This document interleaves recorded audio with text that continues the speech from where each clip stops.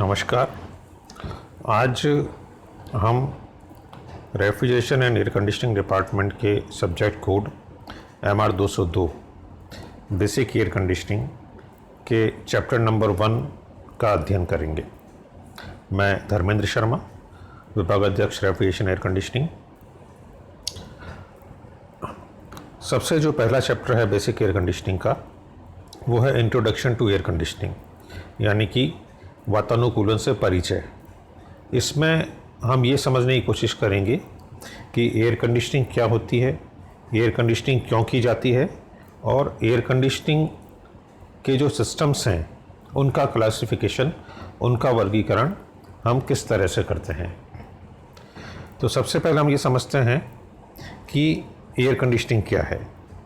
Basically air conditioning को refrigeration की एक हाई टेम्परेचर एप्लीकेशन कहा जाता है। रेफ्रिजरेशन यानी कि प्रशीतन में जो तापमान किसी भी बंद स्थान का रखा जाता है वह 0 डिग्री सेंटीग्रेड से कम या 0 डिग्री सेंटीग्रेड से थोड़ा ऊपर होता है, जैसे कि घरेलू रेफ्रिजरेटर या कोल्ड स्टोरेज, डीप फ्रीज़र।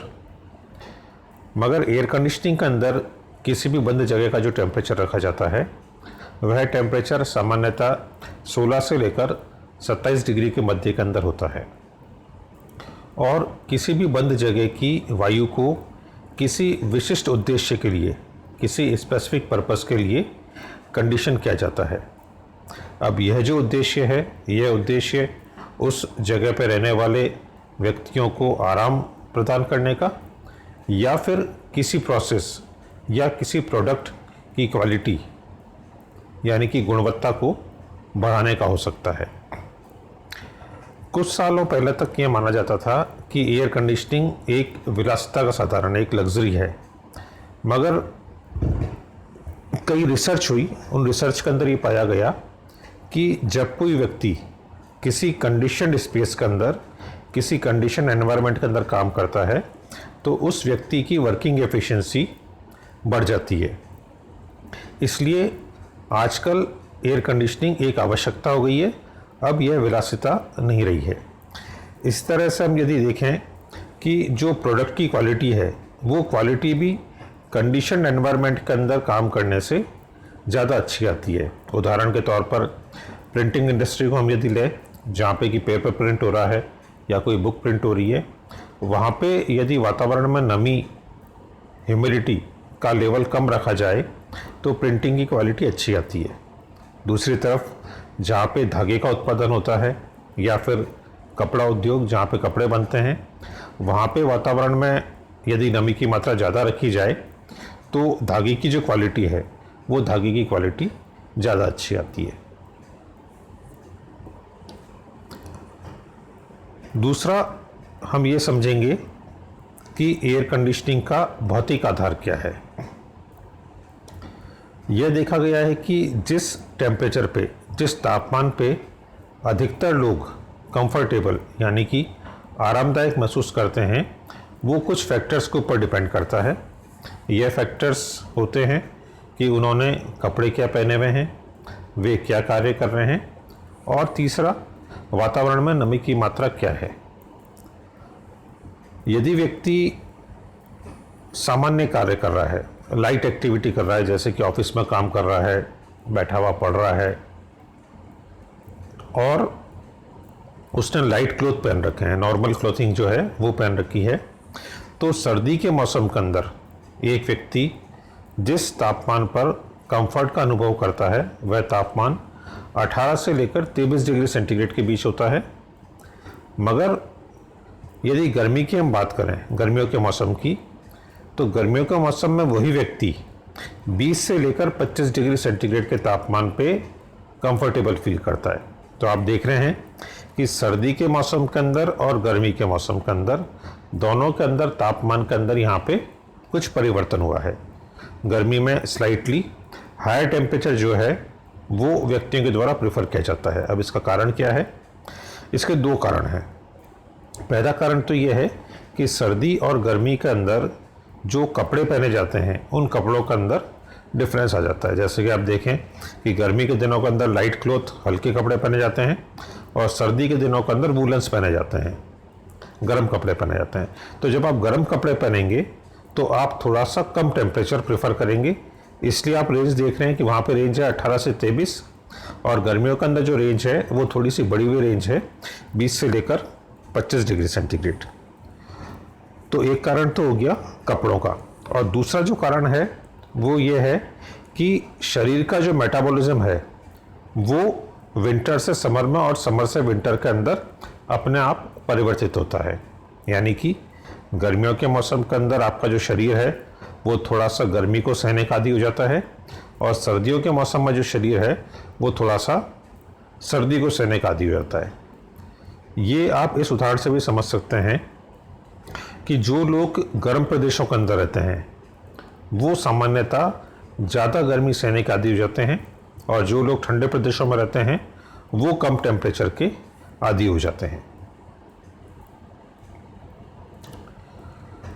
दूसरा अब हम ये देखेंगे कि सामान्य आदमी जो है वो ये समझता है कि एयर कंडीशनिंग से मतलब है कि सिर्फ आप जो कमरे का तापमान है उस कमरे के तापमान को कंट्रोल कर लो तो वो एयर कंडीशनिंग हो गई। मगर हकीकत के अंदर एयर कंडीशनिंग सिर्फ तापमान को कंट्रोल करना नहीं है।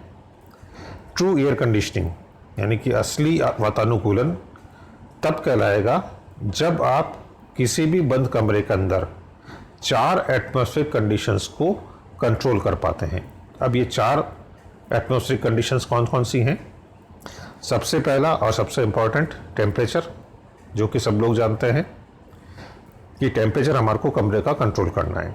अब जो गर्मी का मौसम है उस गर्मी के मौसम के अंदर टेम्परेचर को कम किया जाता है, यानी कि कूलिंग की जाती है, और जो सर्दियों का मौसम है उस सर्दियों के मौसम के अंदर कमरे के तापमान को बढ़ाया जाता है, यानी कि हीटिंग की जाती है। दूसरा अब जो इम्पोर्टेंट फैक्टर है जो कि कंट्रोल करना है वो है वायु की नमी, उसकी ह्यूमिडिटी, उसकी आर्द्रता। गर्मी के मौसम के अंदर आप देखेंगे जैसे बरसात का मौसम है तो बरसात के मौसम के अंदर चिपचिपाहट लगती है, यानी कि ह्यूमिडिटी वहाँ पे ज़्यादा है। तो गर्मी के मौसम के अंदर, बरसात के मौसम के अंदर हमारे को वायु के अंदर से नमी की मात्रा को कम करना पड़ेगा। यह जो प्रोसेस कहलाता है ये कहलाता है डिह्यूमिडिफिकेशन, हिंदी में इसको बोलते हैं निरार्द्रीकरण। इसका उल्टा होता है सर्दियों के मौसम के अंदर। सर्दियों के मौसम में आप देखेंगे कि आपकी त्वचा जो है वो रूखी हो जाती है, ड्राई हो जाती है। तो इसका मतलब ये है कि हमारे को कंफर्टेबल फील करने के लिए वातावरण में नमी की मात्रा को बढ़ाना पड़ेगा सर्दियों के मौसम में। तो वातावरण में नमी की मात्रा को बढ़ाने का जो प्रोसेस है उस प्रोसेस को बोला जाता है ह्यूमिडिफिकेशन। तीसरा इंपॉर्टेंट पॉइंट एयर प्योरिटी, यानी कि वायु की शुद्धता। आप ये महसूस करेंगे कि यदि कमरे का टेम्परेचर भी सही है, उसके अंदर वायु की नमी की मात्रा भी सही है, मगर वायु में किसी तरह की कोई गंध है, वायु अशुद्ध है, उसमें कोई धुआं है, उसमें ऑक्सीजन की मात्रा कम है, तो उसमें जो बैठे हुए व्यक्ति हैं वो कंफर्ट का अनुभव नहीं करेंगे। तो तीसरा जो सबसे इम्पॉर्टेंट फैक्टर है जिसे हमें कंट्रोल करना है किसी भी एयर कंडीशन स्पेस के अंदर, वो है एयर की प्योरिटी, एयर की शुद्धता। एयर में किसी भी तरह की कोई स्मेल ना हो, उसके अंदर ऑक्सीजन का पर्याप्त लेवल हो, उसमें गंध कोई भी ना हो। तो एयर प्योरिटी जो है वो हमारे को कमरे के अंदर कंट्रोल करनी है, एयर को फिल्टर करना है। चौथा पॉइंट एयर मूवमेंट, यानी कि वायु की गति। तीनों चीज़ें सही है, एयर प्योरिटी भी है, ह्यूमिडिटी भी सही है, मगर टेम्परेचर भी है। मगर यदि एयर का मूवमेंट नहीं है बिल्कुल भी, यानी कि वायु की गति शून्य है, तो आप ये महसूस करेंगे कि वहाँ पे गर्मी का अनुभव हो रहा है। और इसके उल्टे अंदर आप देखें, यदि वायु की गति बहुत तेज़ है तो भी आप कंफर्ट का अनुभव नहीं करेंगे। तो एक ऑप्टिमम वेलोसिटी, एक निश्चित गति जो है वायु की, ये कमरे के अंदर मेंटेन करना ज़रूरी है। तो इससे हम ये सीखते हैं कि असली air conditioning, true air conditioning वो है जहाँ की किसी भी कमरे के अंदर हम 4 एटमॉस्फेरिक कंडीशंस को कंट्रोल कर रहे हैं। ये कंडीशंस हैं टेम्परेचर, यानी कि कमरे का तापमान, उस कमरे में विद्यमान वायु की नमी, उस कमरे में विद्यमान वायु की शुद्धता यानी कि प्योरिटी, और चौथा एयर का मूवमेंट, वहाँ पे वायु की गति। तो चारों के यदि हम कंफर्ट कंट्रोल कर लेते हैं तो फिर हम ह्यूमन कंफर्ट को उसके अंदर प्रोवाइड करवा सकते हैं। इसके बाद हम नेक्स्ट जो हमारा लेक्चर होगा, उस नेक्स्ट लेक्चर के अंदर हम कवर करेंगे कि एयर कंडीशनिंग सिस्टम्स को क्लासिफिकेशन यानी कि उनका जो वर्गीकरण है, यह वर्गीकरण किस तरीके से किया जाता है। तो उसमें हम देखेंगे कि अलग अलग तरीके हैं जिन तरीक़ों से हम एयर कंडीशनिंग सिस्टम्स को क्लासिफाई कर सकते हैं, उनका वर्गीकरण कर सकते हैं। धन्यवाद।